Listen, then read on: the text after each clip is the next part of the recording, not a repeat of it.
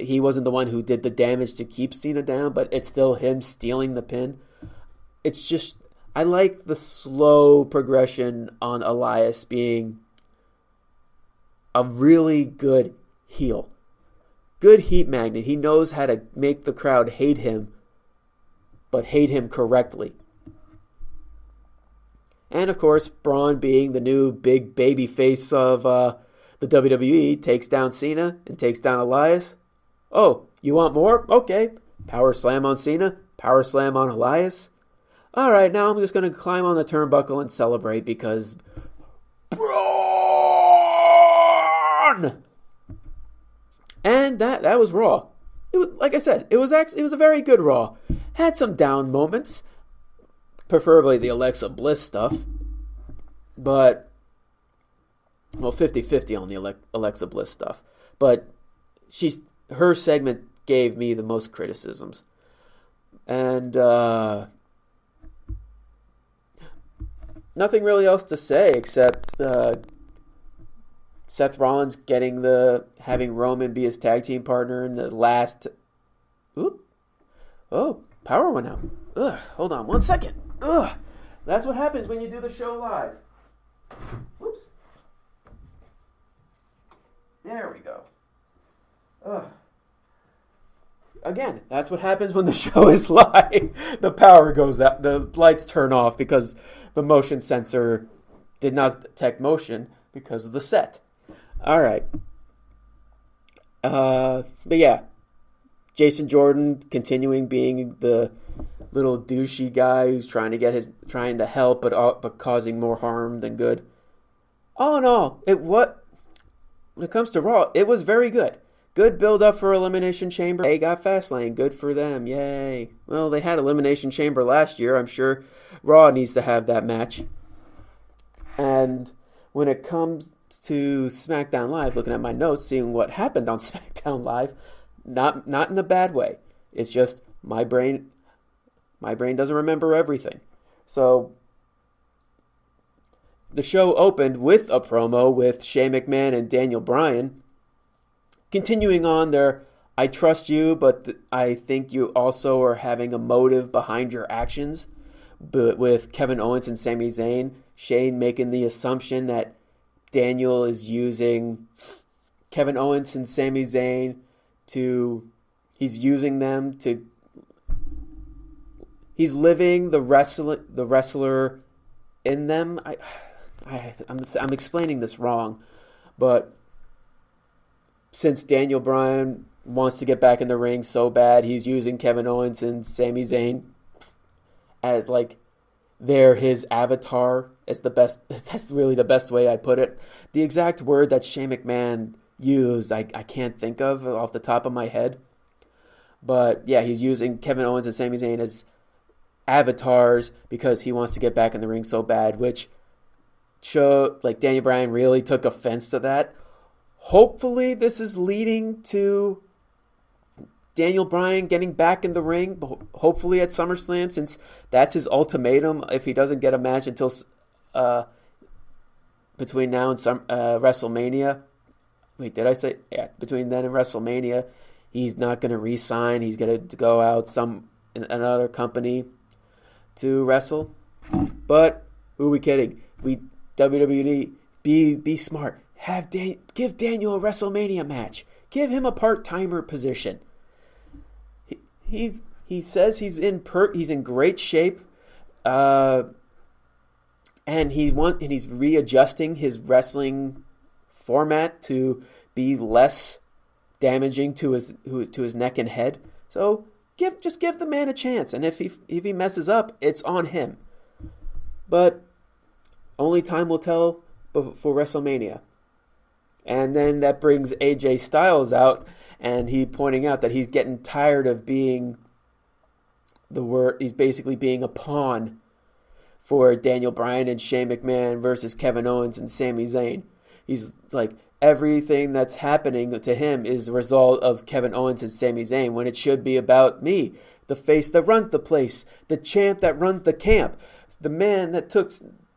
This is the house that... SmackDown is the house that AJ Styles built. All that AJ Styles promoting. But yeah, he came out. He said he was gonna. It doesn't matter who wins between Kevin Owens and Sami Zayn for the number one contendership for the WWE Championship at Fastlane. He's going to show he's a defending champ. Next, we got the continuing story on the Bludgeon Brothers and their journey to becoming future SmackDown Tag Team Champions. No matter what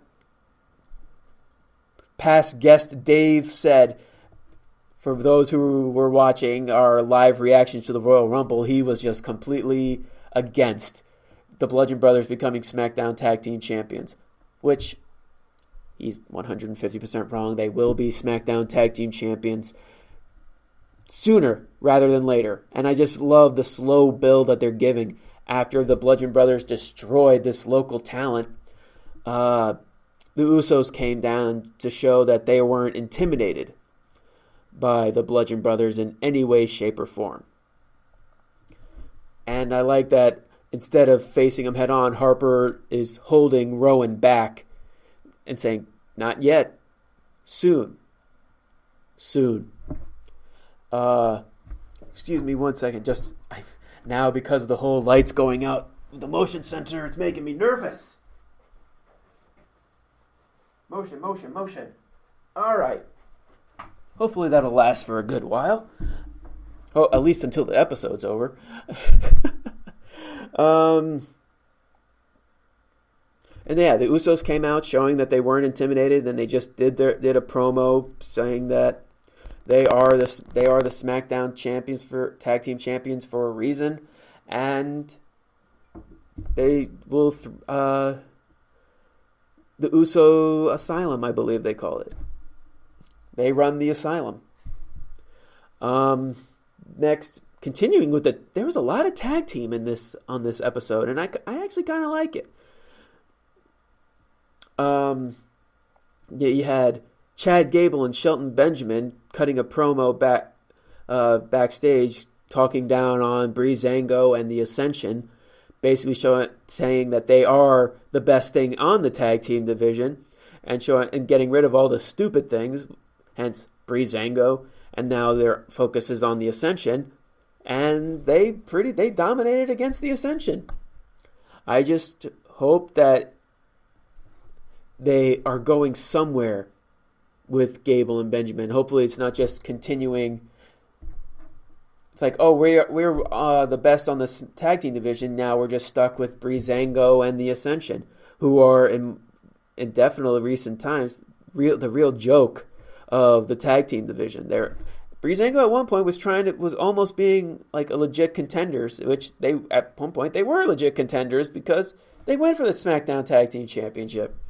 But now they're just barely wrestling. They're just doing before backstage segments now. I believe it's Facebook exclusive or YouTube exclusive with their fashion files. I believe so. Now that Gable and Benjamin showed dominance against the Ascension, now they move past them and move on to another tag team. Maybe bring back the Colognes, bring them back on TV. Again, one thing the Colognes need is a manager. Bring back Carlito. But there's nothing they can do with that one.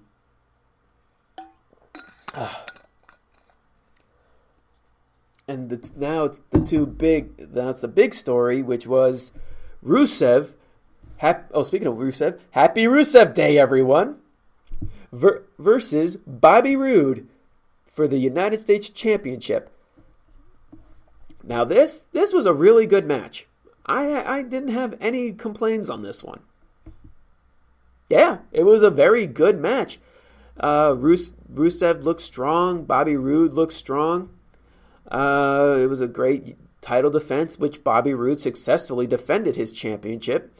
And while he was celebrating, all out of nowhere, an RKO from Randy Orton, RKOing Bobby Roode, RKOing Aiden English, and RKOing Rusev. Now it looks like Randy Orton inserted himself in the United States title picture, which, to be fair, he and the United States Championship really need. At least with the mid-card. Now you have Bobby Roode, Rusev, and now Randy Orton put in. I'm all for it.